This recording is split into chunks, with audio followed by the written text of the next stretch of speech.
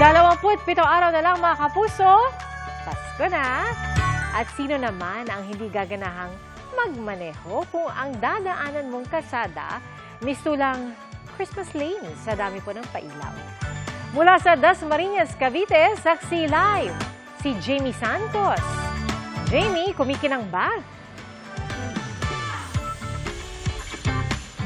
Pia, napakakinang at damang-dama na nga yung simoy ng Kapaskuhan dito sa lungsod ng Dasmariñas. Bukod kasi sa dama na dito, yung lamig ng simoy ng hangin, dagdag pa sa Christmas fields, yung mga pailaw na nagpabigay liwanag sa lungsod. Nagliwanag ang kahabaan ng Congressional Avenue sa lungsod ng Dasmariñas, Cavite.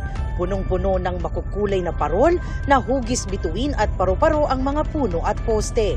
Kumukuti-kuti din ang mga pailaw na nakasabit. Bukod yan ay may mga palamuting pamasko rin sa kahabaan ng Danyo Street.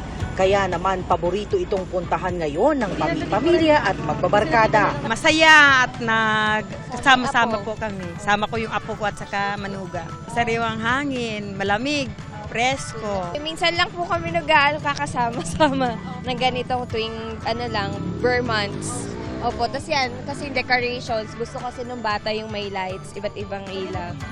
Sa Dasmariñas Sports Complex naman, makikita ang kanilang malaking Christmas tree na pinalibutan din ng mga palamuting paru-paro. Chill lang po. So madalas ba kayo dito? Or dahil ngayon lang may mga Christmas decors na? Ngayon lang po kasi may Christmas decors na po.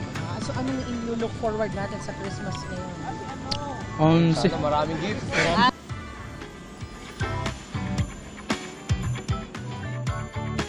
Pia, inaabot ang halos hanggang hating gabi yung mga namamasyal dito sa Danyo Street. Ine-enjoy ng husto yung mga Christmas decor. May mga nakabantay na PNP personnel sa lugar para tiyakin yung seguridad at kaayusan ng lugar. At live mula rito sa Dasmariñas, Cavite para sa GMA Integrated News, ako si Jamie Santos, ang inyong saksi. Jamie, nakikita namin sa likuran mo na maraming mga motor na nakaparada at may mga naglalakad dyan. So may isang punto naman, dulo ba yan ng kasada kung saan pwedeng bumaba at magpakuha ng litrato ng ligtas at hindi nakakaabala sa mga motorista.